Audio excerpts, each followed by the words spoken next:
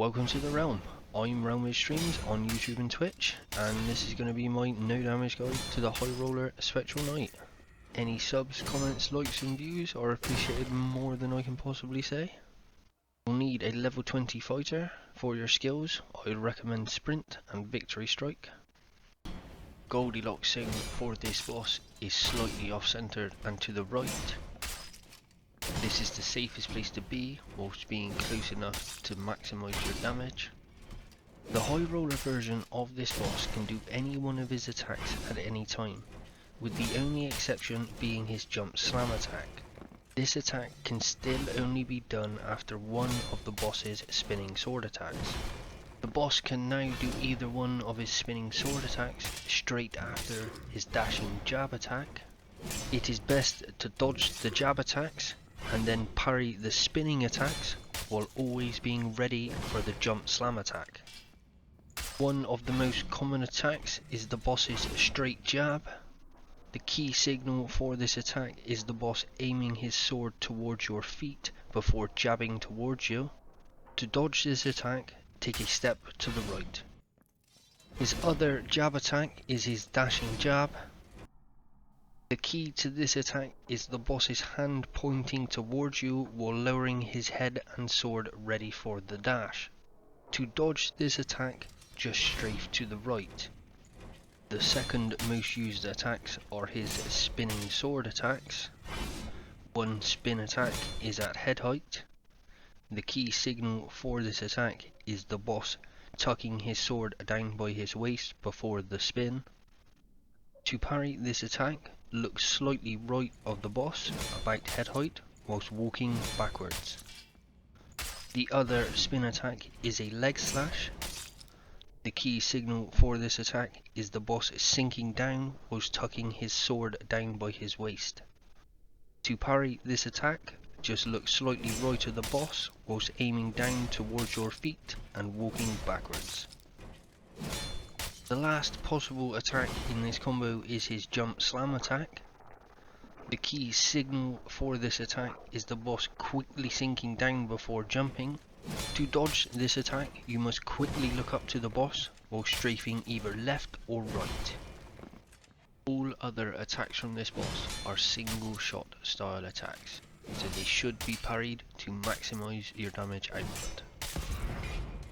The boss has a shoulder barge and dash attack. The key signal for this attack is the boss tensing up his arm whilst he leans back just before the dash. To dodge this attack, just strafe to the right. The boss has a slow overhead slam attack. The key signal for this attack is the boss raising up with his sword behind his head. To parry this attack, just look to the left about head height while strafing back and to the right.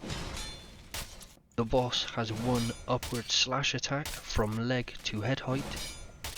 The key signal for this attack is the boss sinking slightly whilst rolling his sword off of his shoulders.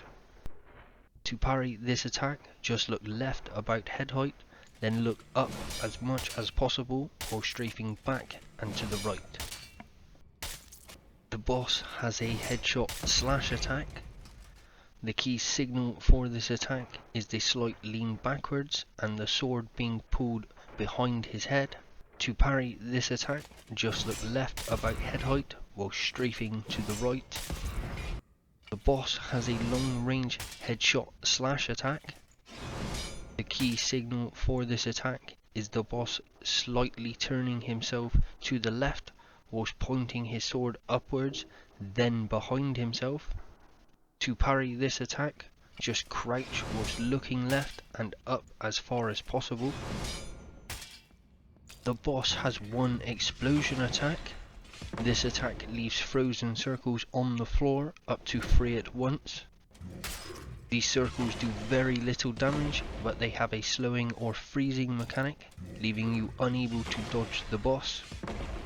The signal for this attack is this voice line. To avoid this attack, all you have to do is turn and run until you hear the explosion. Once you have taken 40% and then 80% of the boss's health, he will enter his phased attack. Both phases are the same. The boss will charge up his sword before swinging it twice around the boss room. The key signal for these phases is this voice line. To dodge this attack, you must turn and sprint away from the boss until you hear him slash his sword twice. You can also dodge this attack by jumping up on the edges of the boss room. If you've made it this far, I thank you massively. I hope this guide can be helpful. Once again, I've been Roaming Streams on YouTube and Twitch, and I hope you enjoy the fight.